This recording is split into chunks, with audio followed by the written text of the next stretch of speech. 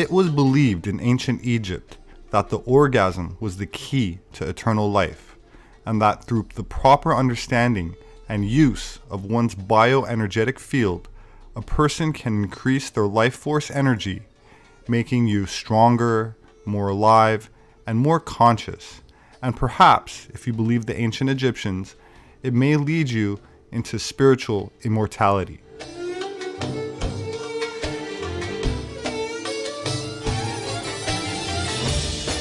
It was thought that sex energy was directly linked to the activation of the chakra system, and more specifically, the heart chakra. A chakra is defined as an energy vortex that is connected to the entire human energy field and influences the nervous and endocrine systems. Sex, and specifically the orgasm, therefore, is more than just something that allows procreation, and under the right conditions, is said to allow a person to not only attain enlightenment or higher consciousness, but actually subjectively experience other worlds beyond this dimensional plane of existence. It's not only Egyptian Tantra that uses this method. It's known also by yoga, for example, doing Kundalini yoga. I'm doing a lot of Kundalini yoga by Yogi Bhajan, for example. They also speak about it in the sense of Kundalini yoga, and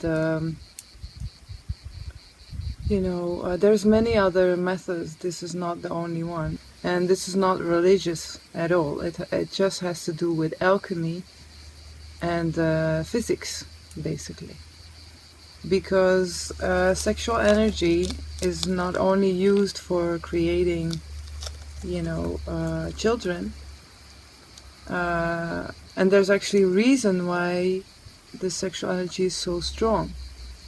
It creates actually a very strong magnetic energy. It's all about magnetics, electrics, all about physics, and if you know how to use this energy, you can actually raise your consciousness by it. It's just that a lot of these what they call secrets have been used because have been taken by religious, for example the Christians, just to hide the truth from us, because it would make us incredibly powerful. The thing is that you have what is called here, everybody uses different names. So in here it's called the internal fire of Ra. Ra, the Egyptians, Ra and Horus and Isis, because the thing with Mary Magdalene was that she was an initiate of the temple of Isis. And Isis, she has many names. She's a goddess that has 10,000 different names. And you can see it as the energy of the goddess, or the mother, the pure mother, which all of us we have, It's not only female, but we all have this energy, and we're all trying to find a balance in between the male and the female, right? But the thing is, she was a high initiate of the temple of Isis, and this is the type of methods they were learning.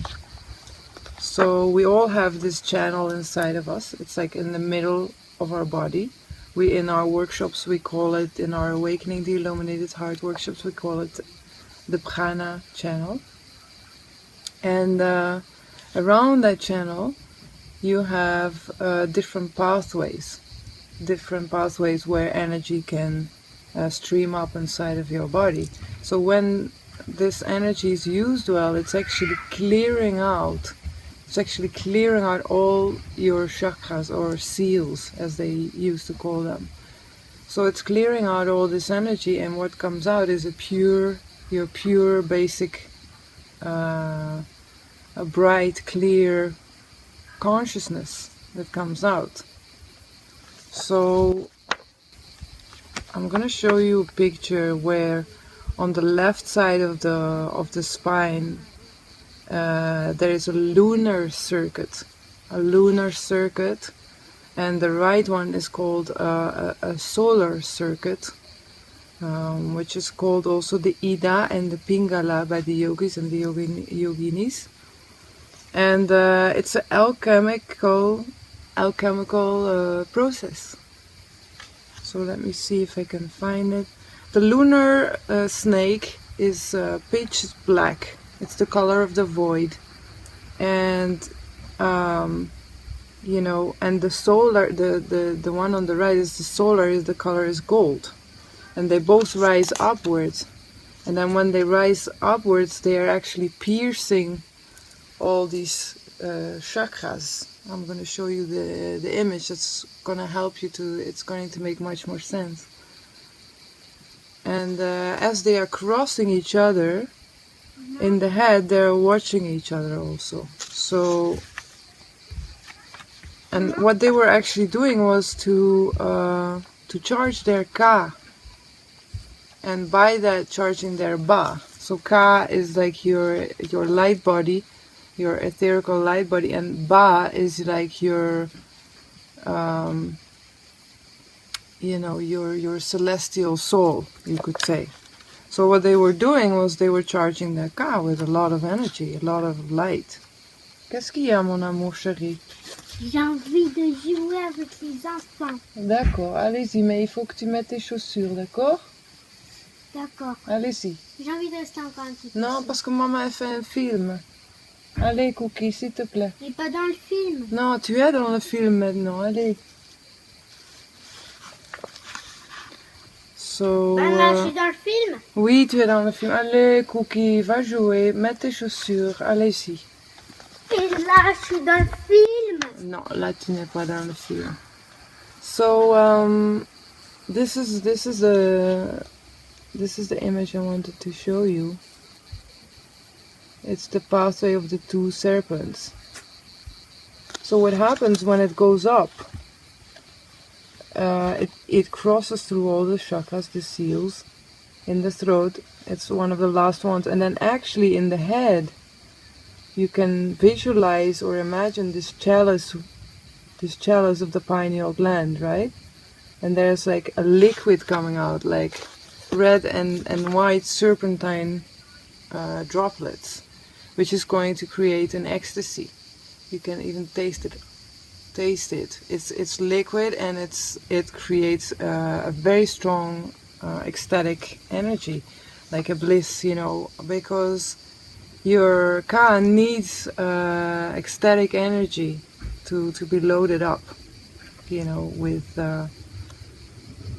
energy, life force.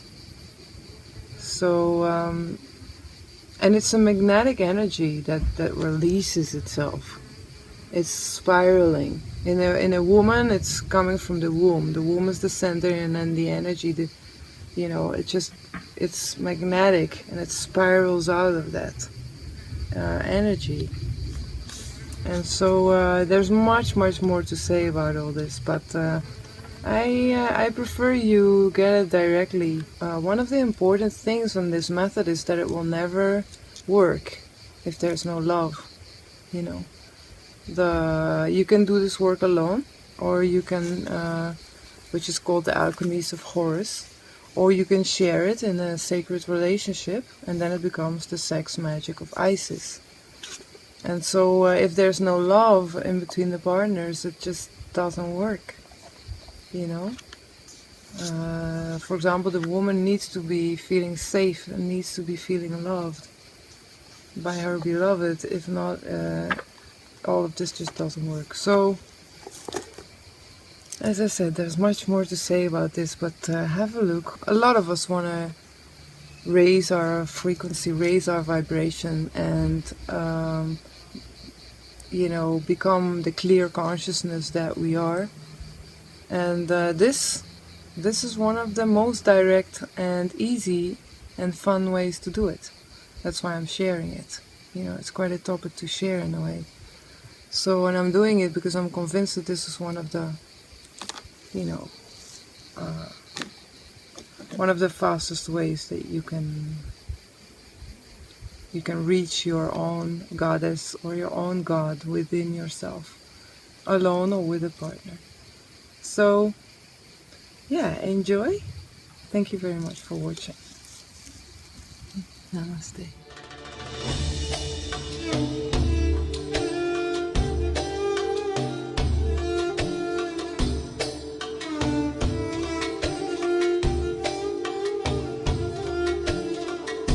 The ancient Egyptians performed circumcision not as a way of keeping track of slaves or as a punishment, but in regards to their alchemical goals via sex to increase the body's biomagnetic energetic charge, where, in according to this philosophy, the orgasm is sought after. However, the ejaculation is equated to a short circuit where energy is totally lost, and so the climax is avoided entirely. That said, the ancient Egyptians would attempt to amplify their aura or biomagnetic field with various handheld devices, as well as staffs and wands. The beginning of the study of magnetism can be traced back to Egypt, and the staffs and wands of the ancient priests were instruments of magnetic conjuring. Also, we find the Greeks used it, and among the Greeks and early Egyptians, we have the first understanding of the nature of magnetism. It was used principally in healing. It was well known to Pythagoras, who gave us considerable information on the subject, which was promptly forgotten by everybody else. Then we have little knowledge of it, except through the Arabs. The Chinese were aware of it because of the discovery of the mariner's compass.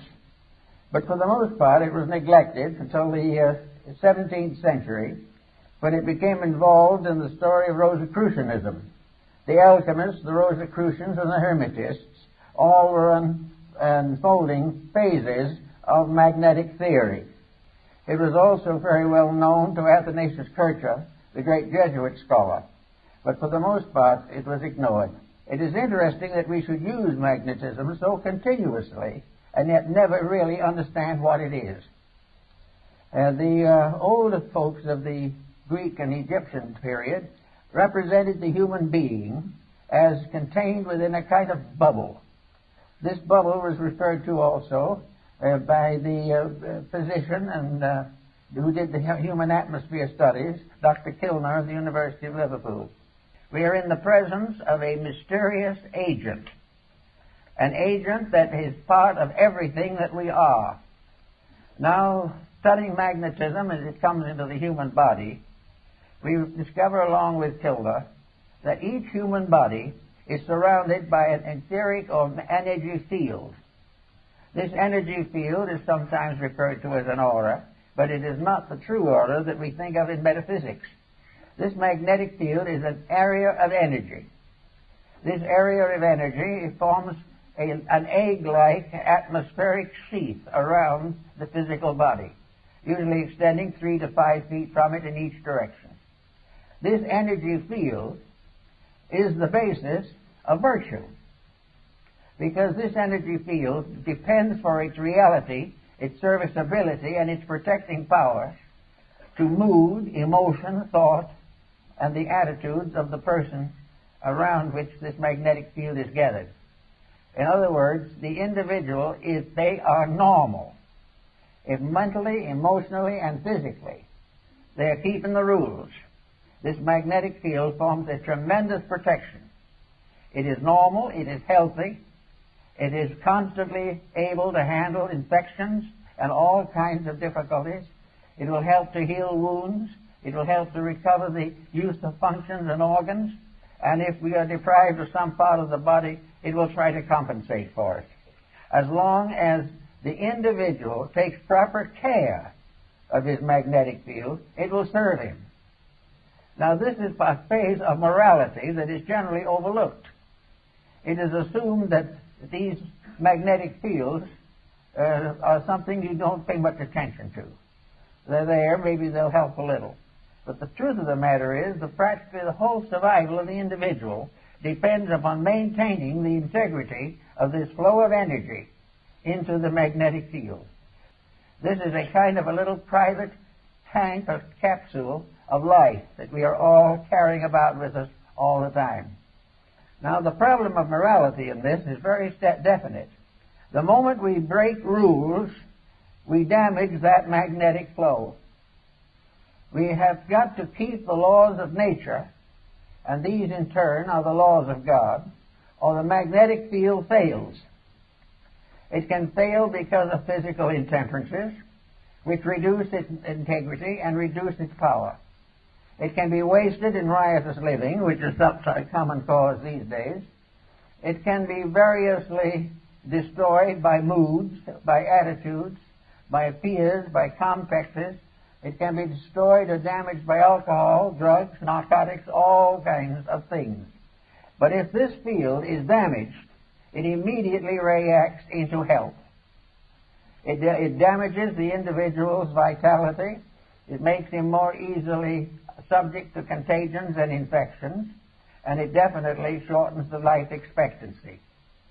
Now, if this is so, why do we want to consider it as a moral factor? In other words, what is morality? To the ancients, it was obedience to the words of God, or the laws of God. In more modern times, with more intelligent people, it is obedience with the evident will of deity as manifested in creation. Virtue lies in whatever builds up the magnetic fields. Vice is that which tears them down. No human interception can interfere with this in any way. Therefore, if we are good, it's not because the book says we should be. It's not because it was thundered by the laws on Sinai. It is because we keep the rules of the integration of the human structure. That we use the magnetic fields correctly and protect our health and our happiness and our well-being in that way. Now, in the Rosicrucian philosophy, we had alchemy, the transmutation of various phases of life. Alchemy was a transformation and a transmutation of energies. And these energies are essentially the same ones that we have in magnetism. The moment you damage a level of integrity in your own magnetism, that level of integrity becomes sick. The moment that becomes sick, part of the defense against exterior problems is reduced.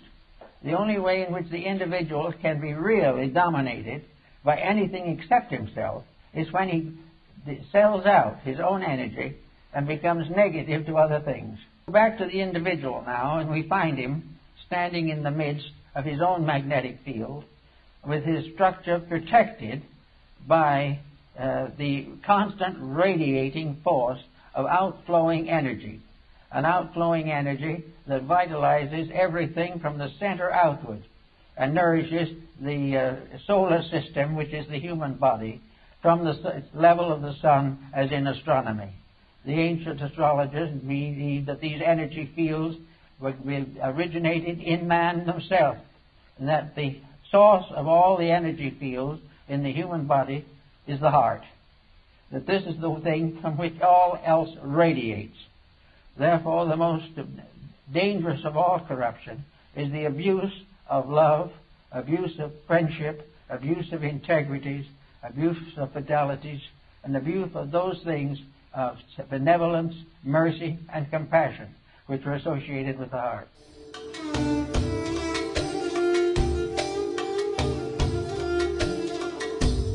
My name is Robert SEPEHR. I'm an anthropologist. Please like and share. Don't forget to subscribe and comment. I hope to see you again soon.